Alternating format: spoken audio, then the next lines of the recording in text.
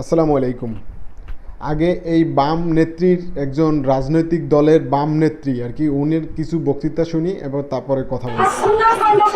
আরো কিছু ফাউন্ডেশন এরা বিভিন্ন ইহুদি সংগঠনের কাছ থেকে যে টাকা এনে ছাতার মতো আমাদের কাছে অনেক রয়েছে যে মাদ্রাসাগুলি আবাসিক নাম দিয়ে হচ্ছে গড়ে উঠেছে।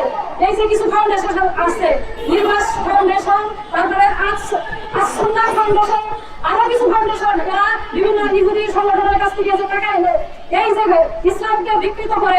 এই মহিলা আসলে যেটা বলতে চাইছে সেটা বোঝার হচ্ছে যে শায়েখ আহমদুল্লাহ এবং শায়েখ আব্দুর রাজ্জাক বিন ইউসুফ, শায়েখ আহমদুল্লাহ হচ্ছে আসুন্না ফাউন্ডেশন এবং শায়েখ আব্দুর রাজ্জাক বিন ইউসুফের হচ্ছে নিবারাস ফাউন্ডেশন।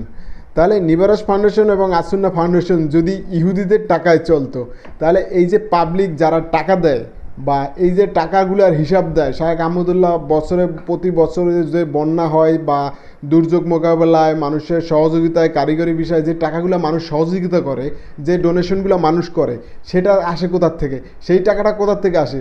আর যদি ইহুদির থেকে টাকাটা আসে, কোন ব্যাংকে আসে সেটারও প্রমাণ জানি ওই মহিলা দিয়ে থাকে।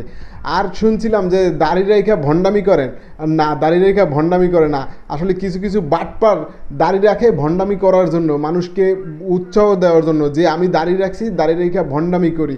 এই ভণ্ডামি ওই মহিলা আসলে আসুন্না ফাউন্ডেশনের নাম জানেও না, কিন্তু পিছন থেকে দাড়িওয়ালা দেখছেন, একজন দাড়িওয়ালা ভদ্রলোক, উনি পিছন থেকে বলতেছে আচ্ছুন্না আচ্ছুন্না করে আস্তে আস্তে করে বলে দিচ্ছে। তার মানে এই হচ্ছে আমার দেশের সমাজের মানুষের চিন্তাধারা।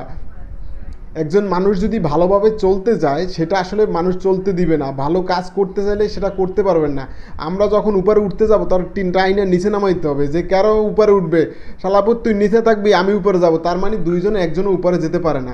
তার মানে কি বোঝা গেল? বাম রাজনৈতিক দল সে একটা কথা বলতেই পারে, সেই জন্য এইরকম এলিগেশন লাগাবেন যে আপনার ইহুদিদের থেকে টাকা নিয়ে এসে দেশে মানুষের সর্বনাশ করে আর মানুষের উপকারে। আসুন্না ফাউন্ডেশন যতগুলো মানুষকে বন্যার সময় সাহায্য করছে, বন্যা ছাড়া কারিগরি শিক্ষা বিষয় যে কোনো বিষয়, আসুন্না ফাউন্ডেশনের সাথে বাংলাদেশের কোনো প্রতিষ্ঠান মিলবে না।